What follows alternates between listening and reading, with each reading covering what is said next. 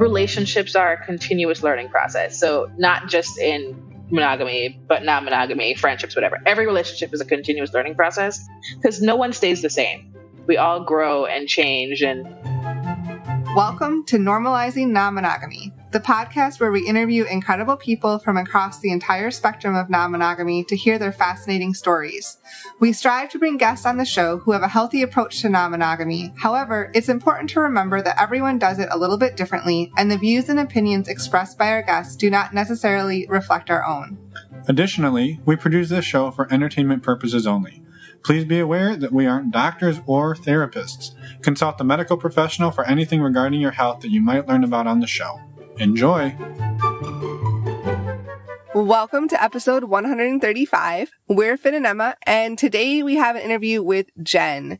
She was on the show last week on episode 133 with the panel discussion. However, this week we get a chance to dive deeper into her story. Yeah, it's an awesome story, and she's really been exploring non-monogamy, since the very early days. Yeah. Elementary school, even. A long time. And it's really cool. She grew up in the Caribbean in Jamaica, so it's a little bit of a different cultural spin on this that we've heard before. So it's a great conversation, and she's a lot of fun. Yeah, and she's also one half of the Monogamish Pod, which is a podcast, and they talk specifically about their experiences in non-monogamy. So you're going to want to check that out. Links to everything she mentions in this episode are all in our show notes. A couple of community announcements. We've got a couple of things coming up that are pretty exciting. You've probably heard us mention our virtual speed meet and greets. And we're not going to talk too much about it here, but we're just going to say if you're looking to find that, the next one is coming up on July 23rd, and all of the information will be in the show notes where you can sign up. But we had an audio testimonial from one of the people who were there. So we thought we'd play that for you guys. I was really excited to see that Emma and Finn created a virtual meet and greet, and I loved being able to join in on a recent one. I live in a small town, and I don't have a lot of opportunity to meet other like-minded non-monogamous people, and this was a really great way to meet some cool people from the comfort of my own home. I was a bit nervous that I wouldn't have too much to contribute, as I'm not currently practicing non-monogamy, and I don't have a lot of experience, but the questions were fun and light and not centered around non-monogamy. It was a great way to begin to build some friendships, and I look forward to being able to attend upcoming virtual meet and greets. You should definitely sign up and come along to the next one. So thank you for sending that in. We really, really appreciate it. And it's great to hear that everything we were hoping these accomplished, they did for you. So thank you. And we'll see you at the next one. And we'll see you, listener, at the next one as well. Your voice got a little funky there. You. Our next, the other announcement is for our Patreon group. Our next women's group call is July 21st, and our next video Q&A is July 29th. So both of those are coming up, and if you're interested in learning more about joining our community, that would be amazing. We love having new people join. You can go to our website, normalizingnonmonogamy.com, and click on the Patreon button. Under the community tab. Yes. Community, then Patreon. You'll find it. It's pretty easy. And the community actually has been growing quite a bit the last few months. So it's an amazing group of people. So we'd love to have you join us.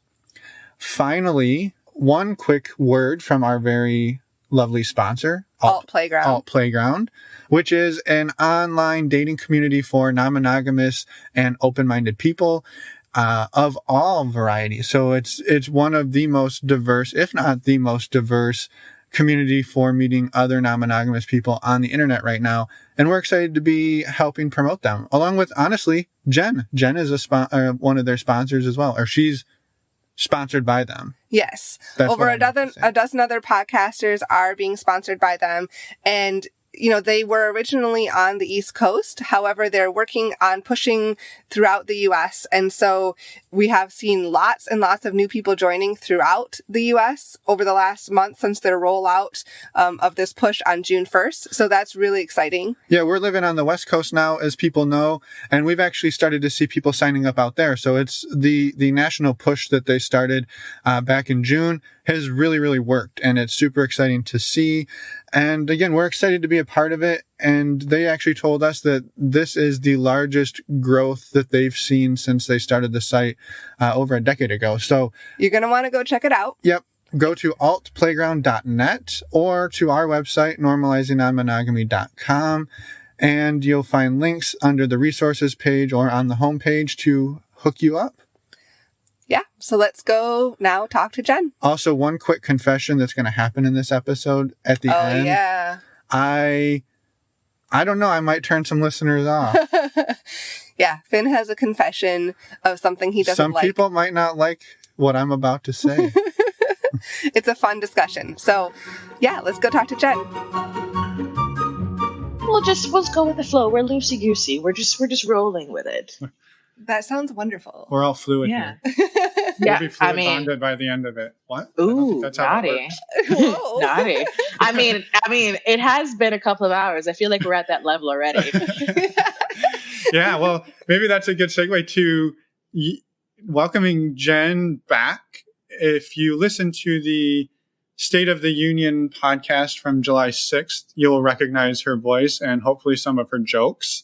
And welcome, Jhen. We're excited to have you back. And Yeah, talking. guess who's back? Back again. Yeah, that. Woohoo. I break into song at odd times. I'm sorry for all of you who hate singing. I am a great singer no matter what anyone says, including American Idol. Not that I auditioned or anything, I just went. But I'm Jhen. I'm one half of the Monogamish Pod. We call it Monogamish Pod because another podcast called Monogamish. They're not as cool as us, though. Our logo is pink. Like, they can't beat that. I am, originally from Kingston, Jamaica. That's where I was born and raised. Moved to the U.S. about 10 years ago. I now live in Florida, which is that state that everyone wants to cut off of the map. I get it. I live here, so I understand what you mean. I've been polyamorous officially for I say between 6 and 8 years. It's a time. But, non-monogamous leanings my entire life, despite failed attempts at monogamy. You know how that goes. We all go through that. And, I'm happy to be here. Back again with Emma and Finn. Pew, pew. That was an amazing introduction. Yeah. And thank you for doing that. And for pewing us. Yeah. So, do you mind taking us back 8-ish years ago to, or maybe beyond that? Like, when did you start exploring it and how did this come about for you? Non-monogamy in general. Non-monogamy, not podcasting. I mean, I haven't been podcasting that long. That would be exciting, though. I'd be on the front lines. But no. So back in, November of 1989, my mother had a baby. It was me. Shocker. But to be fair, I have known that I was, I'm pansexual. I'll just throw it out there. So I knew I liked both boys and girls from I was 7 or 8. That's the age I figured that out. And around that same time period, I was grade 3, 4, I don't know.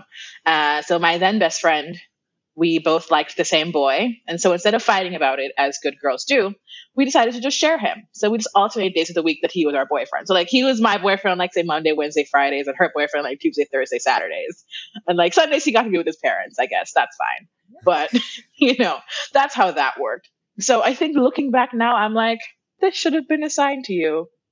Baby Jhen knew something. Pretty advanced for grade 3 and 4.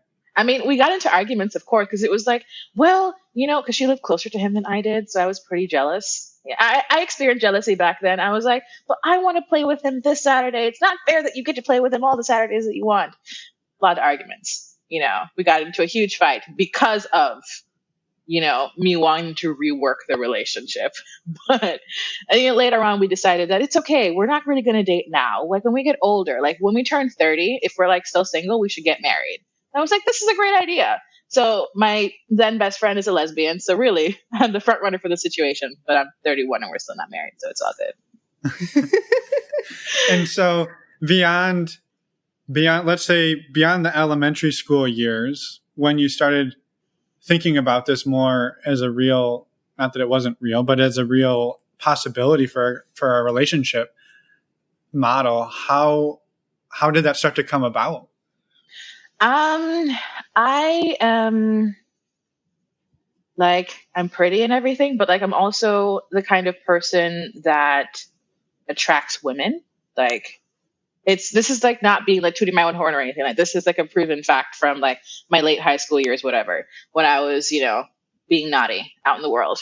But there was a girl I was really into, and she had a boyfriend, and it was just kind of like, I'm like, what I got to do with me? What I got to do with us? Like, how does that, I don't understand why you're telling me things that don't matter to me. He's like, yeah, but like, he's my boyfriend. I was like, and you're my girlfriend. So what? like you're saying these words, but I'm not getting the issue. So I've navigated relationships that way. I was in a couple of, like triad trial situations, to make that work. And then there's the one where it was kind of like, yeah, I don't really like your man. I just like you. So he has to get used to this because I'm going to be here. I know. Horrible things to say to someone. But again, I was like 18. I think you're allowed to be shitty at 18. That's just how that works. So I did that. You're allowed to learn and make mistakes for yeah. sure. So that's what I was doing. And that's how I kind of figured out the thing. But there's still, of course, in the back of my mind that I need monogamy. But I know that I'm like bisexual. So like at that time I was bi because pansexual wasn't really a thing yet. It's like, but I'm bisexual. I want like a husband and a wife. How do I make that happen? How do I find someone to give me the things that I want? And so attempted monogamy. Ugh, did not go well. I did not cheat. Let's specify. I did not cheat. I was just dating a cheater. So that was different. And I was never even mad about it because I knew that's who he was. I was only mad when people would like come to me and be like, oh, like he was cheating on you. I was like, I know, like she called him when he was at my house and he lied and told her that he was somewhere else. But like, I knew what's going on. When we broke up was just because she posted on Facebook, like me and my baby, like on a romantic getaway. They were on like a work trip and she posted these photos on Facebook. I was like, now you got me out here looking stupid, dude. Like this is different. So that's kind of how that went until my last long-term relationship. And I say long-term because it was a long time ago, but also, yeah, we tried monogamy and then I started picking fights because I was fed up. He's like, what's going on with you? I was like, I miss pussy. I'm sorry. I just need some vagina in my life.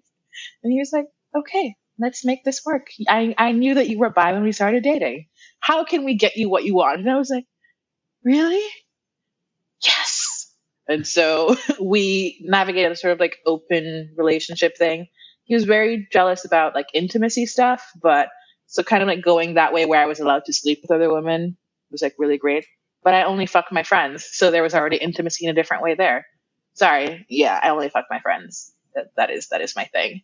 And so that just kind of like led to, that's when I started considering like polyamory as an actual thing. Like, this is working great for me. How do I make that happen? That relationship ended unrelated to, my extracurricular activities. But yeah, that's kind of like how I got to this point of where I am now. Right. I'll say back then, did you have the terminology of polyamory? Did you know that term and how, I guess, that dynamic, what that looked like?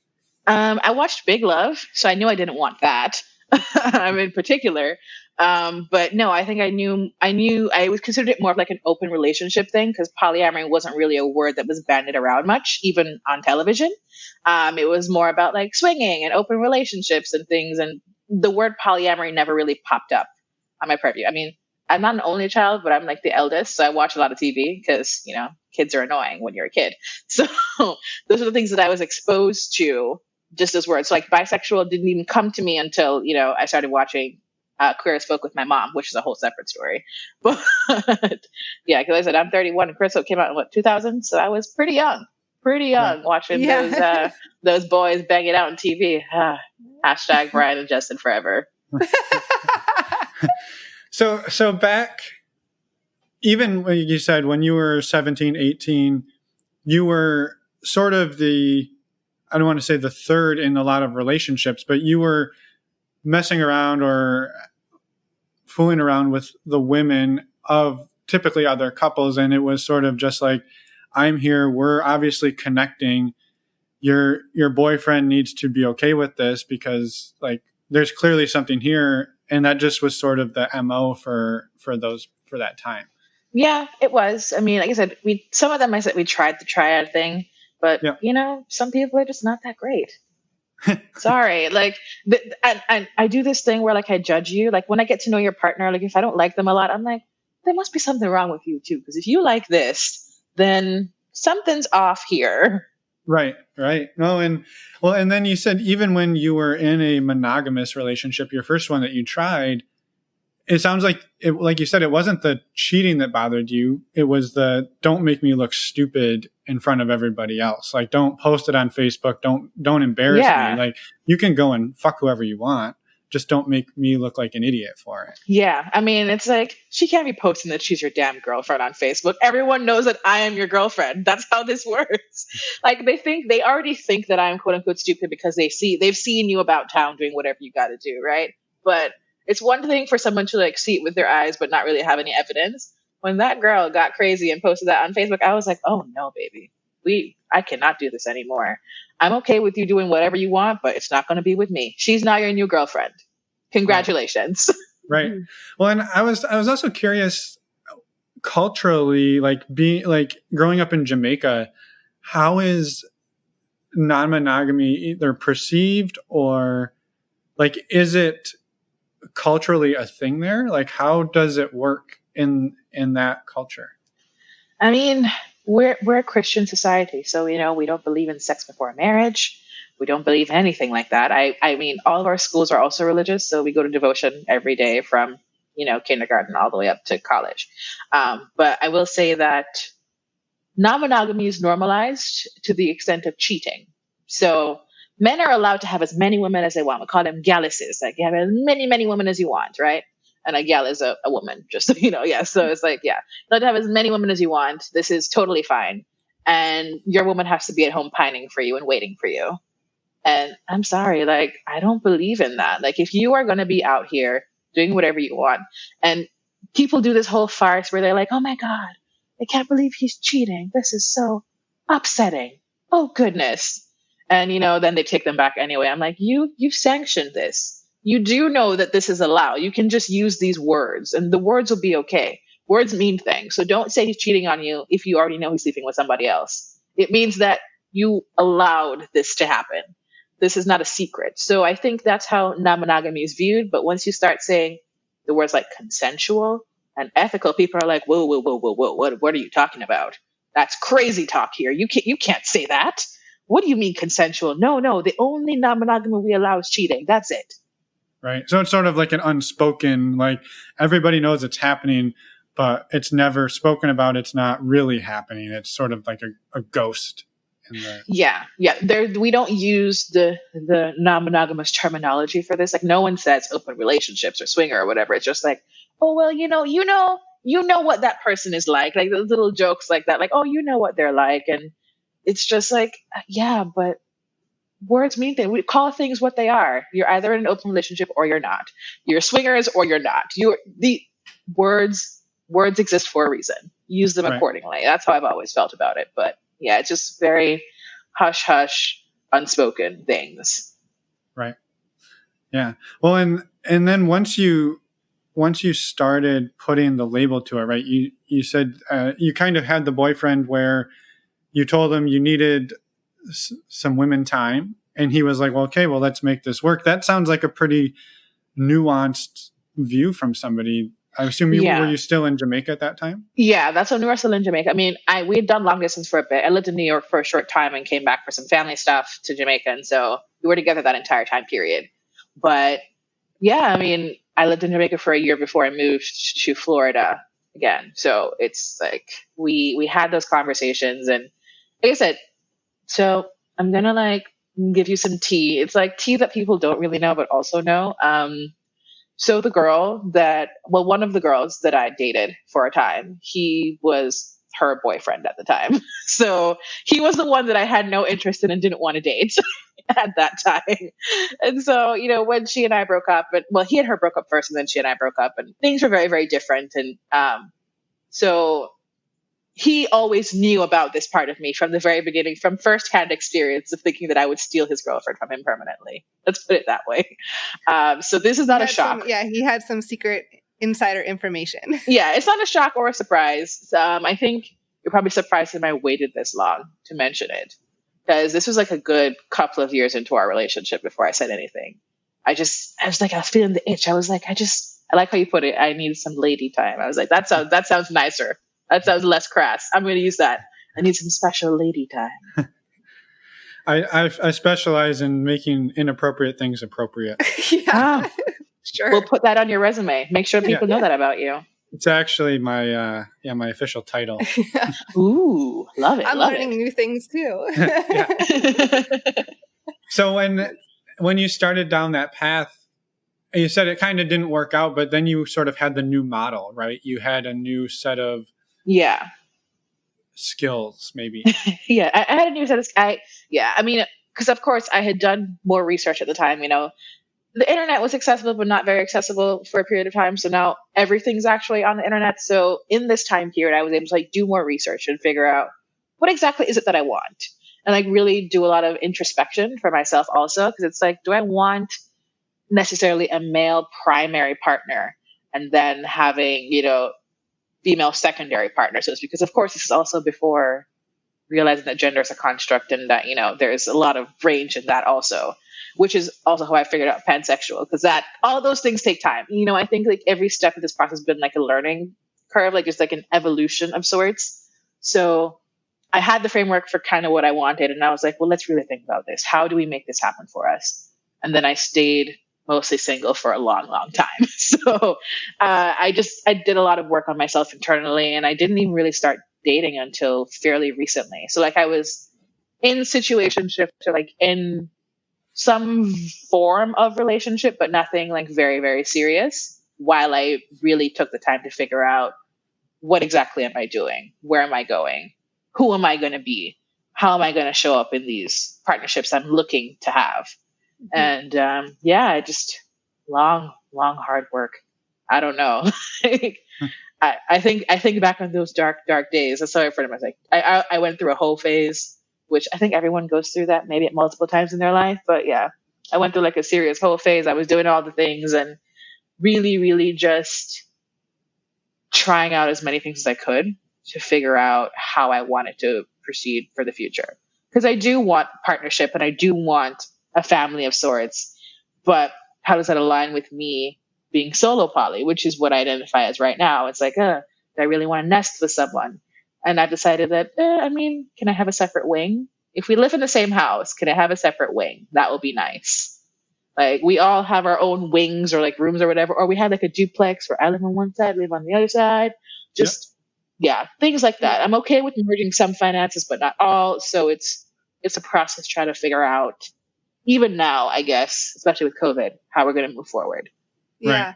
Right. And maybe that's a good segue to ask you to discuss a little bit about what your relationship structure looks like right now at the moment. You said you identify as solo poly. Yeah. And how does that look for you at the moment? At the moment, like I said, I'm dating, like officially dating 3 women. Because it just worked out that way. Like, I don't know. Officially dating 3 women. They live in different places, like I said. So it's all long distance, so to speak. So it's a lot easier to be solo in that way. So right now it's just trying to feel those situations out and kind of see, for me, do these relationships actually serve me going forward? Can I see there being a physical connection between us anytime soon? Because we talk about long distance and say, there has to be a plan for the distance to end, right? There has to be some sort of plan in which we will be able to close this distance, if not permanently, but like at regular intervals. So trying to figure out that in a pandemic, heavy. Yeah. Are these relationships fairly new? Yeah, they're all new from around the same time, because I'm an overachiever. Why not just start dating 3 people at once in the same time span? Why not? And then have COVID hit. And then don't ask me what the dates are. Don't ask me any of that stuff, because I have no answers for that. Until I ask someone to be my girlfriend, there is no date that matters yet. That's how I'm putting it. Well, we won't ask you that. Good. Thank you. But yeah, it's just like trying to navigate obviously I'm solo right now. And like, Ruby Ray Johnson, who we had on the panel, it's like we are living in this space where we are alone. And so we need to figure out how we can see our relationships moving forward in that way. So right now, solo poly is really just a lot of long distance stuff. I mean, but also I don't really want to date anyone in Florida because I'm trying to move from here. So it's like, why would I start a relationship down here and then move anyway? So I don't know. There's a lot of moving parts to this. I mean, there's some aspects of many different kinds of polyamorous relationships as we go through the list. Like, oh, hierarchical doesn't work for me. Kitchen table, not right now. Maybe in the future, maybe not. Relationship anarchy. It's like, can you be solo relationship anarchy? There's so many words, and I'm still trying to figure out what all the definitions mean and how they apply to my life. The one that fits right now is just solo, right. Living my life, doing my thing, independently or something. Yeah. That's perfect. Well, and I'm interested you made the point about, since we're in a long distance relationship, it really only makes sense if there's a time at which it stops being long distance, or that we can eliminate the distance at somewhat regular intervals. And I was just curious if you could talk a little more about that, because I imagine there are some people who say, like, I have long distance partners and they'll always be long distance and I'm okay with that. And we may never see each other, but we're like, that's fulfilling for us. But it sounds like for you, there needs to be the physical intimacy that can't necessarily be fulfilled on Skype or Zoom or. Oh yeah. I like, physical touch is not at the top of my love language list. It's actually like it's not even like in the top 2, but it is an important part of my relationships in general in terms of how I am affectionate with people. So if I really like you as a friend, as a family member, whatever, like there will be these little touches that we will share. So it might not even just be sex stuff that we're really thinking about, but there is a lot of physical touching I enjoy having in relationships. So I can go long periods of time without touching you. So it's not as if we have to see each other once a month. That's not like what I look for, but there has to be a certain point in time where I can say, okay, I'm kind of running low on I'm feeling a little touch starved from you right now. How do we fix this? So if it's that we plan in advance, okay, every 3 to 4 months or every 3 to 6 months, someone comes here, someone comes there, we go to a whole spot we've never been before, and just kind of reinforce my little, I don't like to cuddle, but I don't call it cuddling. I call it affection seeking. So affection seeking. Because I mean, it's like, so sometimes I just need to like hold your hand or like, give it a little kiss on the cheek or like, smell your neck or something, which sounds creepy, like saying it out loud like that. But you guys know what I mean. You know what I mean. It's intimacy, and that helps me to maintain relationships. It's not like the beginning or the end of it, but it helps with the maintaining and me continuing to feel connected. Because I can talk all day. You can tell, right? My gums haven't stopped flapping, but there's something I need just a little bit more sometimes. Yeah. So throughout, you said you kind of went through this. I don't want to call it challenging time, but maybe it was kind of a challenge. There's this time where you learned and tried different things. And I wanted to see if you could talk a little bit about how, I guess, you grew from those experiences and what you learned. And can I throw a question on there? Because I was actually going to ask the same question, which is, what did that exploration look like? Because I imagine there's probably a lot of people out there saying, like, I need to do that. I have no idea how to do that. Like, I want to learn these things about myself. So how did you go about doing that? Ooh, that's a hard one. I don't think I did it. Well, I mean, I did it. I didn't hurt anyone else. Let's put it that way. I may have hurt myself a couple of times, but I didn't hurt anyone else. That's important.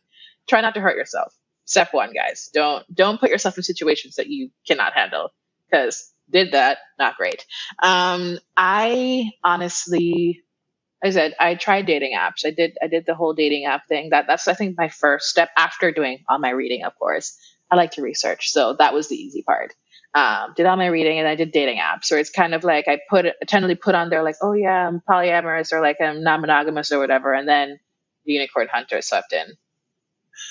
So it's just like inundated with messages like, hey, do you want to date me and my husband? Like, hey, I think you're perfect for me and my husband. I'm like, you haven't met me. You don't know anything about me. What are you talking about? How can I be a fit for someone that I've never spoken to, and you've never spoken to me? How does this work? So that helped me shore up some boundaries for sure, in terms of like, because I felt as if I had to entertain all of these conversations to figure things out. And, I realized after the fact, it was like, no, you were just giving yourself more work, or like I never gave anyone false hope, like ever. But it was just kind of like trying to navigate the scene as a newly minted online polyamorous person was a bit rough. So I recommend not doing that part. I mean, yes, go to dating apps, but also just like don't try to engage with every single person who appears to be similar or like in like they're in a non-monogamous thing, so you feel like you might have a connection. It's just the same with regular people. They're just regular people. They just like to fuck the way you do. That's it. Sorry. Yes, I'm trying not to curse as much, but it's not working. You can totally curse. It's not working. It's fine. But yeah, so I did stuff like that. I talked to people who I knew were polyamorous, which I think was probably the hardest bit.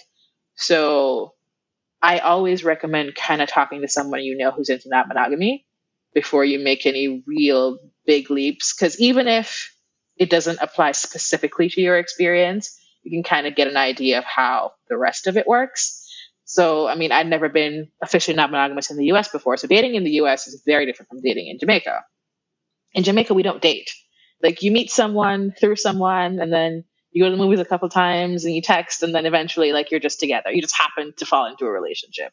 So dating in the US is like a very intentional process and it takes a lot to really put yourself out there, I guess. So I think you have to just be okay putting yourself out there and hoping for the best, which I guess you guys are probably better at it than I am. I don't know. I'm not that great at it. I can't say. I think you're giving us way more credit than. We're still learning right along with you. I think that relationships are a continuous learning process. So not just in monogamy, but non-monogamy, friendships, whatever. Every relationship is a continuous learning process because no one stays the same.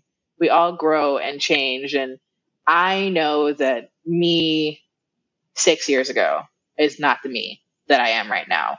And that's a combination of life experience. That's figuring out and even more what I want for my future. Like I said, what I want is a family. Maybe I don't want to birth the children, but maybe I want children to be around. And so it's about finding people who align with what you want. So now I let it be known straight up. Like there's some dating apps that tell you someone says they want kids or don't want kids or if they have kids already. I let it known straight up. I'm not entertaining anyone who doesn't want children. That's not in my future. That's not what I want. So it's great for now. But when it comes to the time where me wanting babies, y'all got to figure out how you're going to deal with that. Sorry. Right. Yeah. No, I mean, it's like you said, it's putting yourself out there, and that is hard. It's challenging, but it's so important too. And finding, maybe what you want right now is not what you want in the future. Like maybe it changes, and that's part of all of us growing and shifting and moving through life. And I think it's important to acknowledge that, like you said, yourself 6 years ago was not yourself now. And I think that's true for pretty much everyone out there. If we're all, everyone's trying to grow and become a better person, whatever that means, whatever that means. Yeah. I mean, but what I will say though, is that when people show you who they are, believe them. When people tell you about themselves, believe them.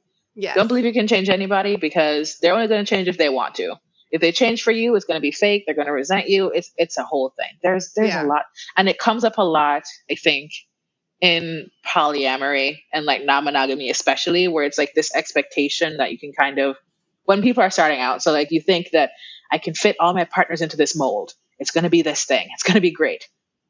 No, because people are people and not Lego blocks to be moved around on the chessboard.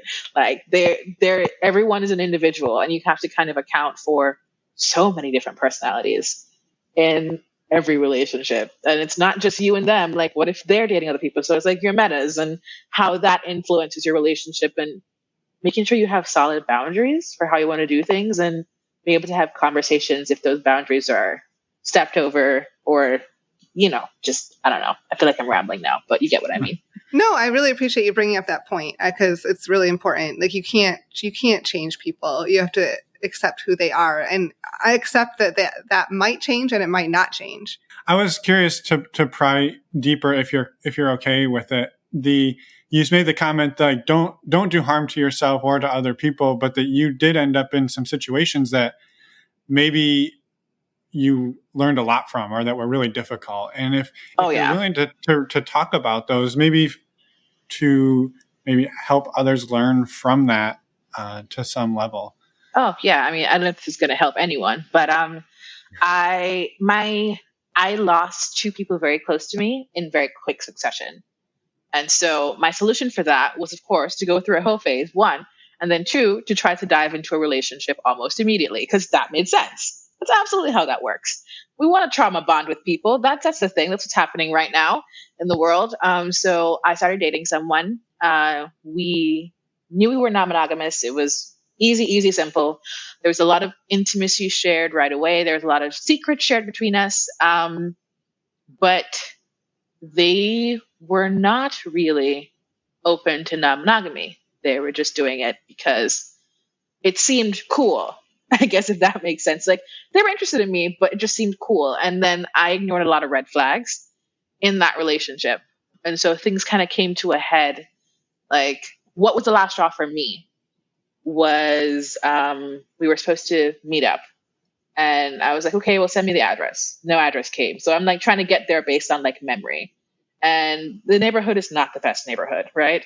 So like, I know I'm on the right street, but I can't remember like where exactly the place is. They're not picking up their phone. They're not responding to texts, whatever. So I'm literally, as a single woman in a car alone, like idling on a street at like 10 o'clock at night. And I cannot hear from this person at all. I'm like, this is bullshit. So I go home. And they screamed at me. Like, they called me after I got home. They're like, how dare you? Like, blah, blah, blah. We're supposed to meet up. How dare you leave? I'm like, you have me out here in the most unsafe situation in the world. And you're mad at me for leaving that when you did not communicate with me. Okay. So I literally put myself at risk as a woman alone at night, somewhere I'm not familiar with. And you are mad that I didn't do what you wanted. Yeah. I think that's a good straw to break the camel's back, as they say. Yeah. Oh, yeah. I saw them recently. They tried to pretend everything was fine. They're like, why did you stop talking to me? Hello? Do you not remember? Let me refresh your memory. Like, and he was like, oh, well, it wasn't that big of a deal to you because you're a 6'4" big ass man. Like, this is very different for you than it is for me. But yeah, and then on top of that, like, they were being very jealous. And it was just little things that, like, you think, oh, well, maybe it'll change, maybe they'll get over it. But that just solidified to me that, yeah, they're the most selfish person in the world. One, two. If I had not ignored all the other red flags about the relationship, I probably could have seen this coming. So yeah, don't put yourself at risk for nobody like that, guys. Don't do it. Not worth it. Right. No, that's some great advice. And thank you for sharing some of those challenging things that you went through. I think it's hopefully helpful for people to hear. And I wanted to, since you touched on the subject of safety, I think it's a good segue into asking if you could talk a little bit about how you handle sexual safety as well as your physical safety. I mean, one, don't get stuck in the middle of the night on the road by yourself. But how else, what other things do you do? Or at least make sure you have gas in the car. Oh, yeah, no, for sure. I have gas, I had money, and I had a knife just in case I had to kill somebody. Don't worry, I'm always prepared. But we don't kill people because hurting people is bad. Just for the FBI agent listening to this before you guys post it. That's what that means. But no, when it comes to physical safety, I'm very, very big on condoms, 100%, like all the way. If you and I are having sex, you will be wearing a condom. That is just, I can't afford a baby. One, I can't afford to go to the doctor for any kind. I don't got no insurance right now. I can't afford to be going to the doctor for nothing. It's just about safety. And especially if I know, or like I'm with someone else also, and you're with someone else, like I just think condoms are necessary. If you are fluid bonding with someone, that's great. We're still using condoms. That's just how that works. If you want to fluid bond with me, we have to talk about that. Of course, getting tested regularly, very, very important. I get tested maybe 2 or 3 times a year. Well, not now this year because, COVID, and I haven't had sex in like 13 months. So that's the thing. But, I still believe in like getting tested regularly. That's a thing that I believe in. I believe in education about sexual health and that, it's okay. I also don't mind sleeping with people who are positive, if that makes sense. Like some people are very tricky about that. I have no issues with that. it doesn't make me think any less of anyone or any better of anyone. It is what it is. It's something that you have. I can't change that. And It's I think part of the that conversation. part of the conversation, like we have to talk about these things. It's like, I would let you know if I was positive or if like I had any issues physically that might hinder our sexual activities or maybe it'll enhance them. I don't know. And then if we're talking about, of course, sexual boundaries, I enforce those very early on. I tell you what my no-goes are from the first time we have sex. Don't be putting no nipple clamps on me. Not my thing. They hurt. I don't like it. I think that's very important. That's a part of health and safety also. There's like being able to safely have those conversations with your partners and not being afraid of maybe looking stupid or maybe looking vanilla or, not as interesting or as cool. We have to talk about these things. And like I say, I only fuck my friends. I do not do sex with strangers, but that's a personal choice based on situations that I was put in as a child not like as a child, but when I was younger, and I thought that I knew everything and I could do anything, I had put myself in situations where I could have been raped. And I was like, you cannot do that. Like when the situation was over, I was kind of like, this is the scariest thing that's ever happened to me in my life. And so I have made sure that I am never, ever, ever in a position like that again, except for that dude making me look like a fool. I try to make sure that I am safe physically in any situation that I am in. I was looking at exits. I mean, it seems paranoid, but I mean, women are at risk everywhere, everywhere. And I really, really also try to believe that my partners should enforce safety. So even if I don't need to tell me where you're going or what you're doing, but if you're leaving the house, tell me you're leaving the house. And when you get home, tell me you get home. Just because anything can happen to anyone out here in these times. I spoke to someone a couple weeks ago who was telling us like, oh yeah, one of their partners died. And like no one let them know for months. What? Months. They had no idea what was going on. And I was like, that's not going to happen here. That is also a part of my mental health and safety. I need to know that you are okay. Yeah. I need to have these conversations, and I will share with you whether you want to hear it or not. I will tell you, hey, I'm going out for the weekend with some friends. We're doing this, we're doing that. I'll check in with you. Right. And I think it's also important that everyone knows. Does that translate as well to I'm going on a date with somebody tonight and we're going to go here, and I expect to be home at this time? Are those things that you negotiate? Because there's some people who say like, I don't want to know, go do what you want to do. Just don't tell me about it. Right. Yeah. I mean, I'm a Scorpio, just so you guys know. So that means I'm inherently nosy. I want to know everything. I want to know everything about you. Did you pee today? Tell me how many times. I want to know everything.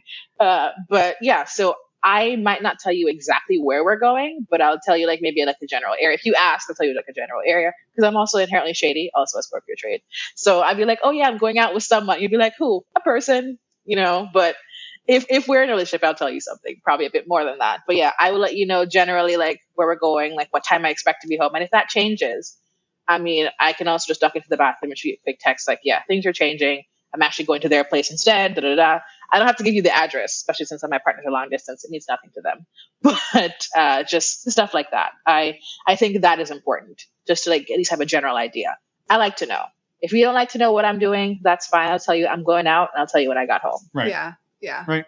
And finding those and understanding those balances and what people are preferences. That's the word I'm looking for.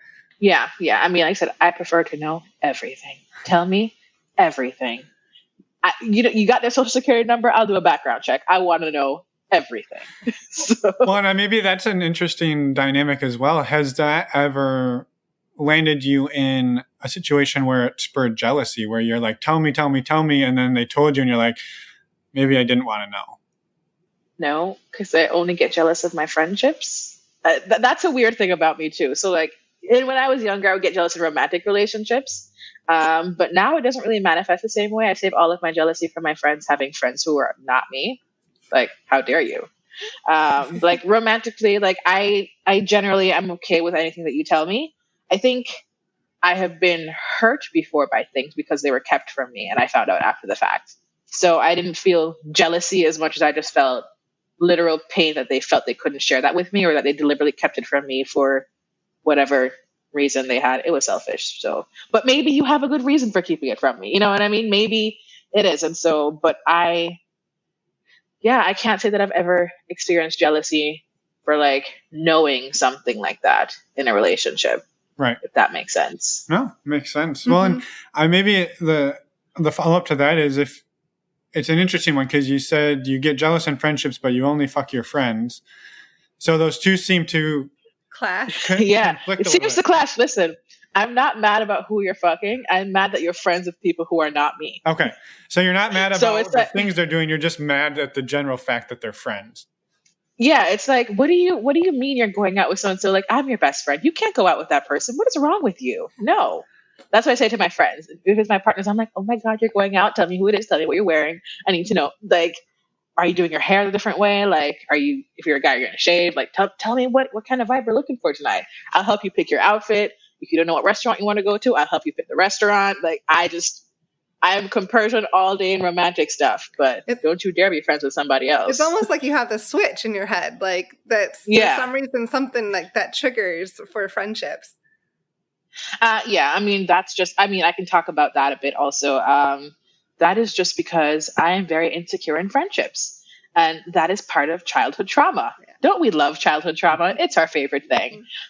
So I feel like I have to prove my worth to my friends a lot.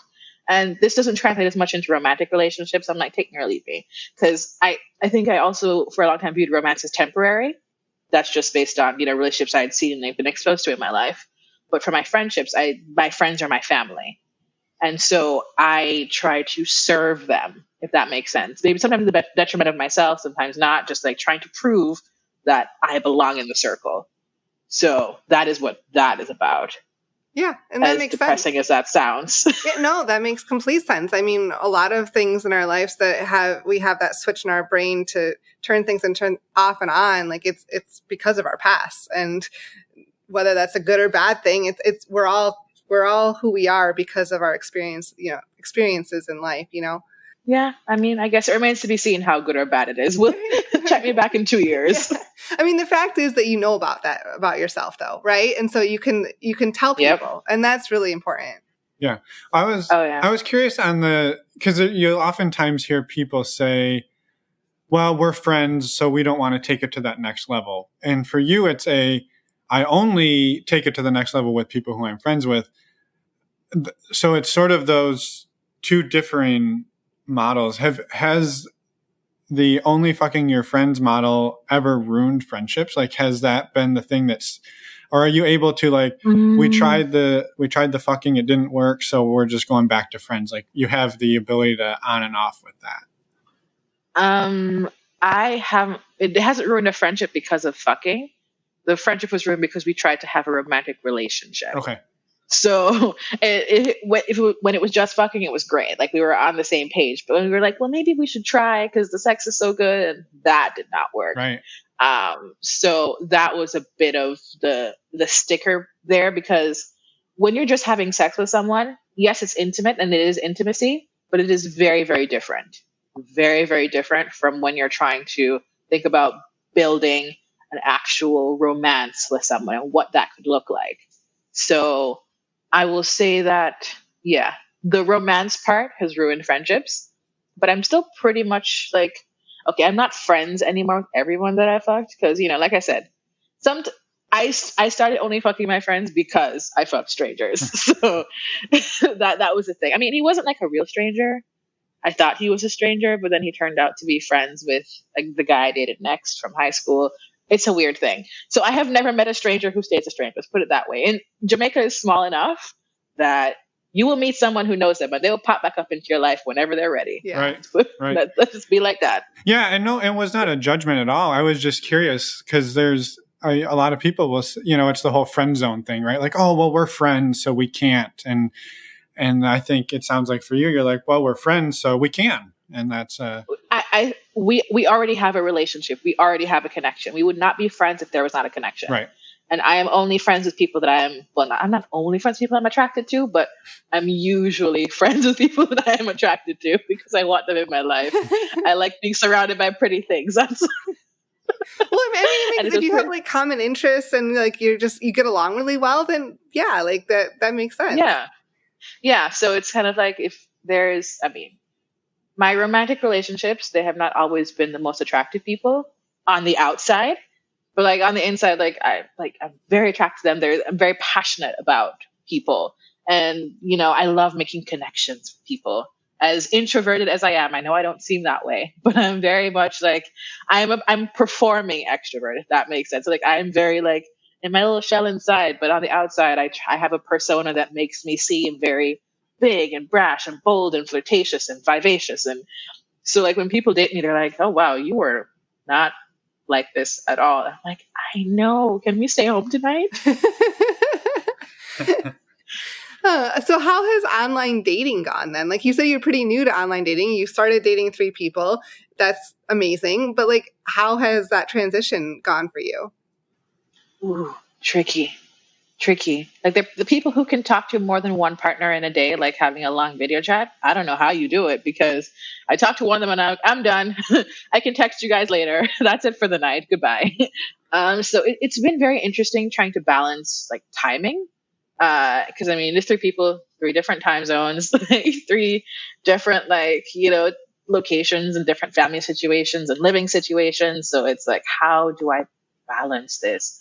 And I think I'm doing okay-ish. Like not great at it, but I think it's going all right. I did have a little tiff with one of my partners the other day. That was awkward. That was a boundaries tiff. Like we had a boundary clash. So that was interesting. But I think we're working it out. I don't know. Like we're figuring it out. And there's another one who's visiting another partner of theirs in a whole different state. So that's like another thing that we're dealing with. Like, okay, should we still talk as much while you're visiting someone else? Like, how do we manage that? And, like how do I decide how much of your time to corral per day if we're doing it like that? And like, how do you decide? I don't know. It's a work in progress. Let's put it that way. I recommend online dating to make connections with people and start building foundations, and then immediately you need to take them out and sit on their faces. Just to make sure it's a good fit, right? Just to make sure it's a good fit. Like the seat has to match. You know what I'm saying? Yeah. Excellent advice. Yeah. Well, we love to. That's so funny. I don't know.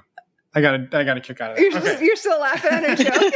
Well, it's a good segue into maybe. Yeah, it is a good segue. If you're willing to share a blooper or 2 or 3 as you've navigated the wild world of non-monogamy in all of its forms. They can be sexual or not sexual. Ooh, I have a great sexual one. Super great. Awesome. I'm excited. Dated someone, like we were, we're open, right? We're doing the thing. We're both allowed to fuck other people. He's straight, so he's fucking other chicks, like usually with me. So it's like fine. And so one night we were out, we're drinking, we're with some girls. I've had sex with all of these girls pretty much. So it's like, great, let's bring the girls back to the house. So we bring the 3 girls back to the house. No, we didn't really live together, but we shared space a lot. He lived with his mom. I live with my mom. So it's kind of like a thing. So we're back at his house because I have younger siblings. So we definitely can't go to mine. So we're in the house. We decided we're not going to go up to the bedroom because the bedroom's too close to his mom's room. We're going to do this orgy thing in the living room. It's going to happen. So it's you. This is what's going to happen. It's you, your boyfriend, and 3 other women. 3 women in his mom's house. Yeah, his mom was there. Sleeping. For now. Okay. Yeah. So it's like, cool. So we're doing the thing. Stuff is happening, like he's fucking me, like I'm fingering somebody. There's a lot of moving parts happening here. And then we hear a noise and turn around. There's his mother just like standing there. And it's like, well, literally, I don't think I've ever moved so fast in my life. I dove off his dick and I was like hiding behind a couch. And like, so his mom is just standing there and he's just standing there buck naked, holding his dick in his hand. And his mom is like, I heard a noise. And he says, go back to sleep. But she said, okay. She went upstairs. And that was the end of that. We've never brought this up to her. We're still Facebook friends, she and I, even though we're not together. We still miss each other happy birthday, Merry Christmas and stuff. But we've never talked about that. And I don't think we ever will. I think she thinks it was a bad dream. And I'm okay letting her think that. I was going to say maybe she thinks she hallucinated the whole thing. That would be best case scenario. I mean, that is the peak scenario for this. It's hallucinated. It never really happened. Go to sleep, Mom. You're dreaming. That's amazing. So, I'm sorry. This is what happened. Well, and I bet the other women too were just like, because other people in the room, like, oh my gosh, like, what? Yeah. Everyone's probably just, I guess maybe they're not quite as embarrassed as hear you, but I don't know. I'd still be embarrassed. It's so crazy.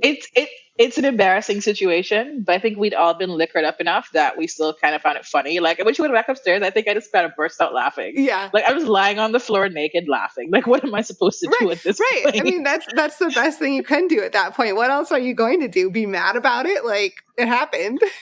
We were fucking in her living room. Like what did we really expect? So did you finish? Just, being nosy. I mean, I finished.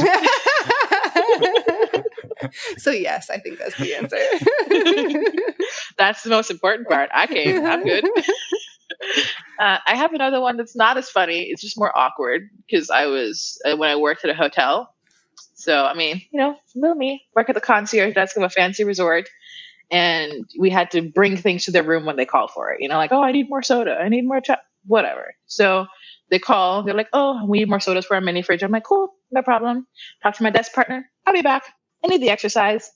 So I run up there, door opens. It's a couples resort, by the way, which is relevant to the story. The door opens and dude is standing there like in a towel. And he's like, oh, you brought the sodas. And I was like, yeah, I did. And then his wife was just walking naked in the background. Just naked. That's fine. I have no issues with nudity. Do your thing. So he's like, oh, do you want to come in for a tip? Now, the resort I worked at, you're not allowed to take tips. If you take tips, you'll be fired. But also, like, do I really want to come into the room with these weird people and have sex with them? No, I do not. I'm on the clock. I can't do that. So I can't say that. I'm just kind of like, oh, unfortunately, we're not allowed to take tips, but thank you so much for considering me. You can just write me a nice review for my great service. He's like, no, don't worry. I won't tell anybody. I won't get you in trouble. I just really want to show my appreciation for you. Show my appreciation. How he says it. And I remember the wife is still just walking naked in the background, up and down the room. And I'm like, this is a display. Obviously, he's trying to attract me. Yeah. Do not look at the wife. Do not look at the wife. I'm like looking in his face. I'm like, unfortunately, I really, really just can't. I'm so sorry. And so he reached the point where he's like trying to touch me now. So I just kind of thrust the basket of soda at him. I'm like, the desk is empty. I have to go. Goodbye. And I just kind of run away. Yeah. Talk about awkward. So that's how I escaped a threesome at my job. I have never had to do that. Nope, me either. You guys are not working in the right fields, clearly. I guess not. Yeah, not a whole lot of opportunities in engineering for that to happen. So we'll have to work on that. But yeah, but hospitality is where it's at. Trust me.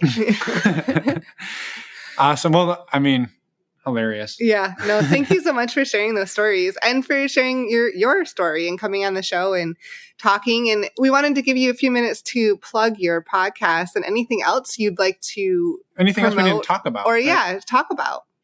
Oh, do you guys want to talk about Harry Potter? I'm great at that. I can talk about Harry Potter fan fiction. So not about J.K. Rowling because she's a TERF and I hate her, but about the fan fiction. Yeah. So if there were ever a thing that we're going to ruin our chances between you and I, Jen, is that I have never read a word or watched a single second of any Harry Potter anything other than the words written on your shirt right now.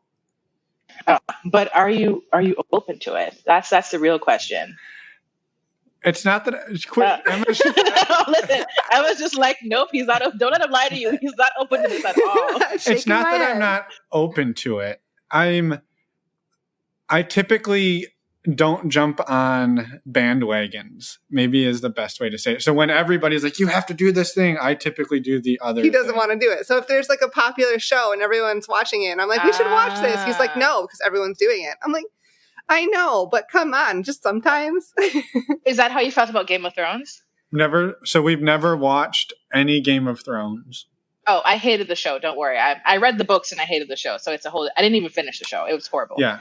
But that's different. That's different for different reasons. Different, yeah. The reason why I mentioned Harry Potter, I found Harry Potter when I was 10 years old. Oh, yeah. I got hit by a car and I was in the hospital and someone lent my mom the first book on audiobook. So that's how I found Harry Potter. Aww. So it's nostalgia. No, for sure. It's sweet. Yeah. I'm not saying you're a it's bad person because you like Harry Potter. I'm just saying I have never indulged myself. And I have like similar childhood memories of like finding Harry Potter and Yeah. like I haven't read all of the books. I didn't like jump into it, but I have a lot of really good memories from the books and from the movies. So, but not nearly. I don't know as much as you do. I can just admit. Yeah, that. no, it's weird falling into it as an adult. I'll give you that.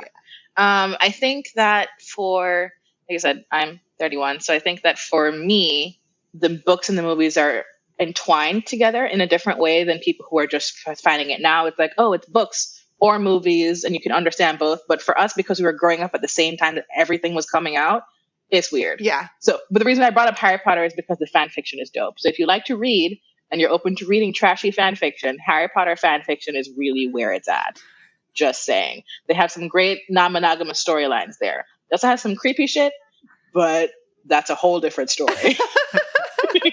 Well, that's fantastic advice if anyone's looking for something to read. I think like hit me up. 80% of our listeners probably will not listen anymore because of my secret about Harry Potter. No, I think they'll give you a pass. Okay. They might not give you a pass for the Game of Thrones thing though. Just throwing that out there. People are really cautious about that one. I will say the Game of Thrones is not because everyone was doing it. It was because we didn't have HBO and we just didn't ever have the time to like sit down and do it. So we just never got. I don't know. We just never got into that one. And we've told so many people have been telling us to watch it that we were like, well, someday we just need like if we have a ton of time on our hands, we're just going to binge the whole thing. But that hasn't happened. Do not do that. Don't. I will stop you right there. Binging Game of Thrones is a horrible idea. Do not do that. I'm sure some people will disagree with you. Some people will agree with you. Yeah, no, I just think the show itself is very overwhelming because the subject matter is very, very intense. Yeah. I think binging it gives you an emotional hangover. It's like you're trying to binge Westworld. Have you ever seen Westworld? Not yet. It's on the agenda. No, but Westworld's actually a really great show. Yeah, but yeah, also a show that you shouldn't binge because the subject matter is very intense. I feel as if you're going to overwhelm yourself emotionally and physically. Like you remember, your body still has reactions to things, even if you don't think it does. It's not like binging a comedy, right? It's not the same. Yeah, it's not binging a comedy. It is high drama. You do not want to stress yourself and raise your blood pressure like that. Yeah. Well, besides wonderful advice on how to effectively navigate the right shows to binge, anything we didn't touch on that you were hoping to talk about today with us, and then plug anything you would like to. Well, I'll plug myself first. Hi, I'm Jhen. I'm from the Monogamish Podcast. We're a podcast about polyamory. Yay! I know the name is kind of misleading to people. They're kind of like, oh, Monogamish just flows really well. I'm like, credit to Dan Savage. I didn't make it up. So that's fine. But yeah, we talk about non-monogamy, ethical and consensual, of course, because that's what we agree on, and polyamory through like a Black Caribbean experience. And it's things like books, TV shows, like celebrity relationships, because some of them are non-monogamous, y'all. You know it. But also we talk about like, therapy stuff, like research stuff, like our own personal experiences. Like we try to touch on all the important things that we can. And we do interviews also with people. Right now we have interviews with polyamorous Black girl. Super dope. You guys should have her on the show, by the way, if you haven't already. Working on it. We're working on it. Yep. Yeah. Yeah. No, she's fabulous. Love her. We're going to have Ruby Bowie Johnson on soon. Can't tell you when, but it's happening. We've interviewed some really, really great people. I saw you did Kevin, Poly Role Models. We've had him on too. He's so nice. Yes. So nice. Yeah, for sure. People are great. And I think it's good to give people an idea of what polyamory is like through our lens. Because there are a lot of non-monogamous shows out there. Like I said, there's you guys, there's Multiamory, there's Poly Weekly. There's so many shows, but there's none really talking about it from the Black side. And then like a Black Caribbean side, we're like, oh, niche market, pin it, got it, it's us.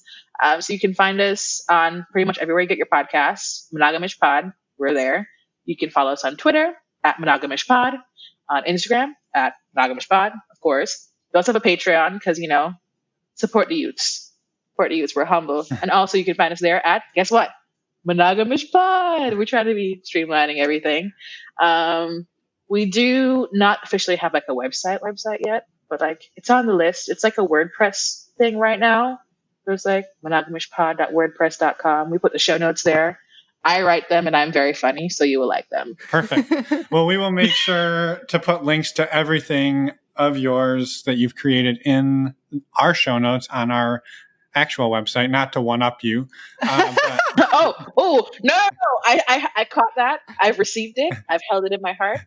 Now you know how I feel. You see my face? Yeah, I know. So thank you again, Jhen, for coming on, for sharing everything, for all the work you do. And we're excited. And a quick pact we will enter into. If we get Will and Jada Smith on before you do, we will make sure to refer them to you if you do the same for us. Oh, absolutely. Listen, it is my dream. Them and Jadena. Like, I want Jadena on here, not just because I also think that he has the perfect seat. I think his seat's amazing. But also because, he has talked a lot recently about being open to polyamory and having done non-monogamy before. So again, the pact also extends to Jadena. If you have him on before me, I might cry. That's fine. I cry a lot. I cry about everything. It's okay. But you definitely need to give him my number when that happens. It will be the first number we give him. And yeah, we know they're probably listening. So we invite them to reach out to either of us and we will make some magic happen. And we will find a seat for you. Oh, yes. That'd be amazing. I love seats. Thank you for that. Love it. Absolutely. Well, have a wonderful evening, and we will, of course, be in touch. Yeah, thank you so much. Oh, thank you for having me, guys. Yeah, absolutely. Bye-bye. Bye. And we're back. Thank you so much to Jhen for reaching out to us, coming on the show. And sharing all of her Harry Potter knowledge with us. And sharing all of her wonderful knowledge, not just Harry Potter, but also her beautiful story. Yeah, and one quick update. She now does have a website. So if you go to our show notes at normalizingnonmonogamy.com, click on the podcast tab, you'll see her episode right there. Once you click into it, you'll be able to find all of the links to everything that Jhen does and who Jhen is, so you can go and explore. Yes. The other quick things we just wanted to mention here in the outro, of course, thank you so much to Alt Playground for sponsoring our show. If you want to go check them out, please do. We highly encourage it. Go to altplayground.net. As we said in the intro, so many new people are joining, and we'd love to have you join as well. If you're thinking of starting to meet other people in real life again, or virtually, you can still do that. Yeah, go get yourself tested for STIs. Our favorite way to do this is stdcheck.com. It's an online, you sign up online, you pay online, you do everything online, you go to a national lab like LabCorp or Quest. It takes literally minutes, and it's one of the most affordable ways that we found to do this. So if you want to support the show, use the links on our website under the resources page, and you'll save $10, and we get a little bit of kickback for it. So thank you for that. You can also find discounts to One condoms on our resources page. And My One condoms, which are custom fit. Exactly. And I always say the best time to practice using a condom is during quarantine with yourself. Of course. You'll get used to it, and then you'll be ready to rock and roll when they let us out. And then My One condoms are different sizes, so why not order your try a few different sizes, see what fits the best. Test all 60, see which one fits the best. Yeah, that might be a little extreme. That's my recommendation. And one final thing, please reach out to us, say hello on our website under the Contact Us page. Let us know how we're doing. Let us know what you're looking for. Maybe you want to come on the show. We would love to have you. So yeah, say hi. And next week, our normal, regularly scheduled episode on Wednesday with Amanda and Thomas. Which is a super fun discussion about a lot of things. So please. You're not going to give them any teasers? No. We told them their names. What else do they need to know? That's true. Okay. We will see everybody in 1 week. Have a wonderful rest of your Wednesday, and we'll see you. Bye, everyone. Thanks for listening.